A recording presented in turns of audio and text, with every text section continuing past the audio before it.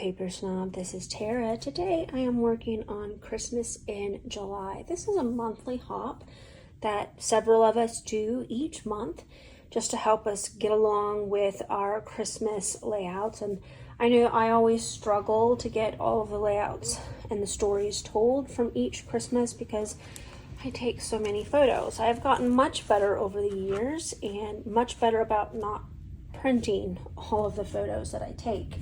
So it doesn't take quite as long, but I still can use the help getting these layouts accomplished. I am working in 2016 right now, and I have pulled out my compilation of Evergreen and Holly and Warm Wishes, both Vicki Boutin collections.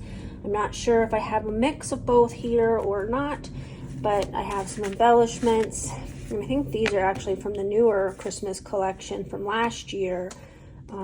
It's a Peppermint Kisses. So I have that collection. I just have not used it yet. But that chipboard is very, very bulky and hard to store. So I opened it up and started using and working with it. This is one of the trees from that chipboard that I played with texture paste. And I thought I'd go ahead and try to get that used today. And just some ephemera pieces, some labels, some chipboard from the Chipboard Hearts and Stars packs. Some alphas that I'm probably not going to actually need because I pulled that out.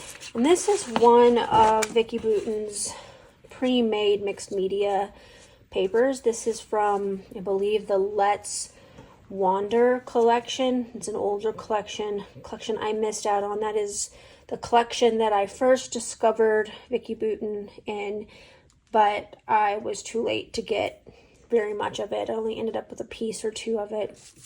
So, but I did find the paper pad with the mixed media pieces in it to play with, so I still have that. And then I've got photos of my granddaughter with Santa. Now, this is her other grandpa. This is Grandpa Tony, but he's pretending to be Santa. And I believe they're at a diner that they used to frequent all the time before it closed down. And I've got 5 photos. I'm not going to use all 5. I'm going to pick a couple of them and just use those. I haven't decided which ones I'm using, but I have them all printed. See what I mean by printing all the photos? But anyway, so I'm going to go ahead and pause this video. We're going to get started and I'll be right back. So what I do first is I just kind of lay out all of the pieces that I pulled for this layout. I know that I pulled more than I'm going to use, and that's fine. I like to give myself options, and there were a couple things such as this little frame here that I was really trying to use, and I didn't like it. So I'm going to look for something to mat my photos in from the 6x8 paper pad. I start with the text paper. I don't end up using that. I end up using something else. I pull out the sheet of poinsettias that I had already fussy cut at one point, and I don't use those either, but I pulled them out with the thought maybe I might need a flower or two, but I have enough embellishments off to the side that I don't need to do any fussy cutting. I do settle on this green paper for matting this photo, and I'm going to just go ahead and mat that now. And then I'm going to dig in that 6x8 paper pad a little bit more. And I'm kind of off to the side, but that's what I'm doing. I pull out a couple of more sheets, and then I set it aside. I do end up going with this frame. It is the back of the green that I matted the other photo in. And I had considered just matting the larger photo with the green just like I did the small photo, but I do end up using that frame. I pulled out a couple of other sheets of pattern paper as well, but I ended up just setting those aside. I'll use them another time. Maybe I'll bring this paper pad out again for Mad About Mini paper pads. We'll see. So there are the other 2 sheets that I pulled out that I don't end up using. I just set everything aside. like I said, I end up with a lot of the embellishments that I had already had set out on this page, and so I don't need to create any, which is fine. And I'm trimming down this photo just a tad, trying not to cut out too much of it.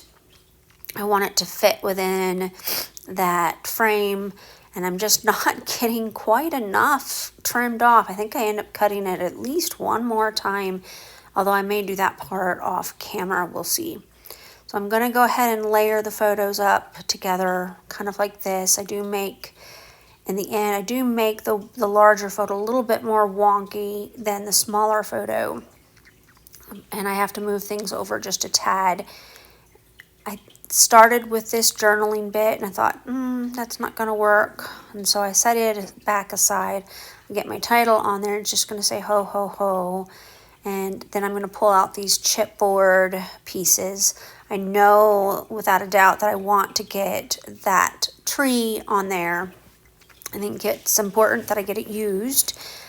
And I wanted to go ahead and use one of these present borders underneath that tree, and I didn't like it, so I take it out and I just don't use that at all. And I set those aside. Again, all of this stuff can be set aside to be used later. I keep it all together. I have a project cart where I'm keeping this Christmas collection right now just to make it easy to pull from for Christmas layouts. I'm desperately trying to use up this collection so that I can move on to some other collections when I really get into doing Christmas layouts later on.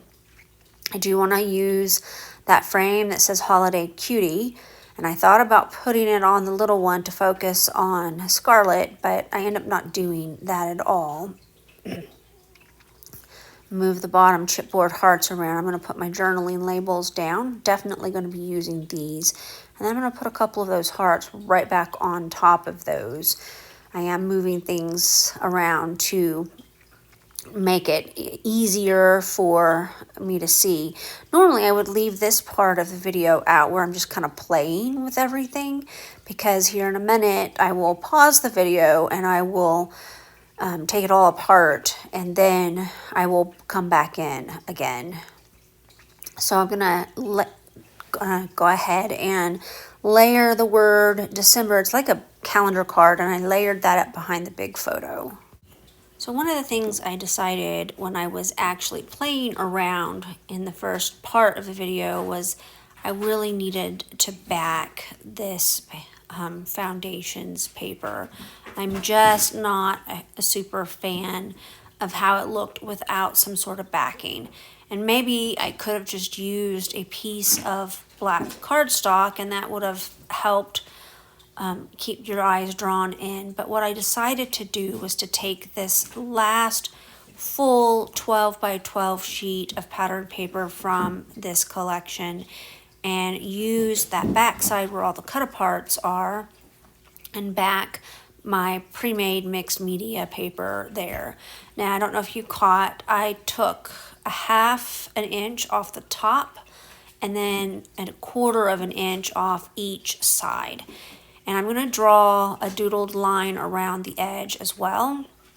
I had also considered stitching, but I decided the doodled line was going to work just fine. I like how that helps close it in and frame and helps, allows your eyes to focus on what's inside that frame that you create. I am going to go ahead and distress all of the little papers a little bit so that I have some distressing going on there. I was having a little bit of trouble with it just being flat.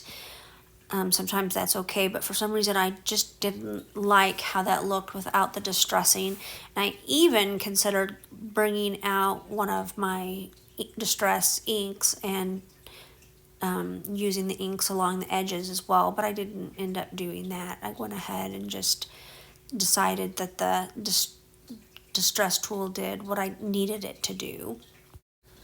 So my question to you is, how many Christmas layouts do you do per year? And do you keep your Christmas layouts in a Christmas album? or do you mix them up in with your family albums? I guess that question kind of assumes that you put everything into your albums chronologically, which I do. So I don't have Christmas albums per se. I have annual albums, and of course, Christmas falls in the last couple of albums per year. Yeah, a couple. Usually December ends up with 2 albums because I take so many photos. But that's not the only issue that I have with the amount of photos and albums that I have for December. I also have 2 daughters with birthdays in December, so we have birthday layouts going on in December as well. So at this point, I have adhered the photo into that frame. You saw that I had to trim it that one more time that I mentioned. And now I'm just kind of playing with the placement of everything, trying to get it back onto this background the way that I had it before I paused to mat the mixed media paper. I get everything pretty close, but I think it ends up not being exact, and that's fine. I also am going to add some stickers that I didn't show you at the beginning. And the reason for that is because those stickers on that sheet, those round circle stickers, I thought, ooh, those are perfect. They will fit right in the center of these O's, and I like this idea. It didn't work as well as I had hoped. I'd wanted to either get 3 red ones or try to get a red and a green, but honestly, the one that I kept picking was too small to sit on there, and so I ended up pulling that one that says joy out anyway. But I like how that looks, and so I used up a couple of more stickers, which is awesome. Right now I'm going to go ahead and I'm going to add some twine to that tag that says naughty, nice, and undetermined. All right, I got this layout completely finished. It's a little busy, but I like how it turned out. I got the journaling on here. I did move this tag here. I didn't really like it down here at the bottom since I had tucked in this holiday cutie frame in it.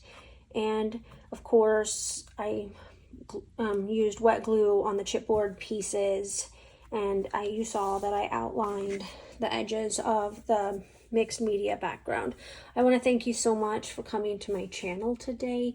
You guys really are helping me to create this channel and to be successful, and I am so very grateful to all of you. I hope that if you are not a subscriber, that you will click that button below. There is also a bell down there. If you click the bell, then YouTube will notify you when I put out new content. My goal is somewhere between 2 to 4 videos per week.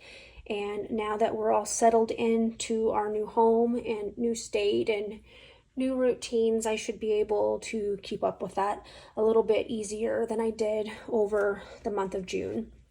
Thank you again for being here. Make sure that you check out that description box below for the other creators in this hop. We all appreciate you watching, liking, and subscribing, and commenting. If you have any questions about anything on this layout, just drop them below. I'll get back to you as soon as I can. Bye.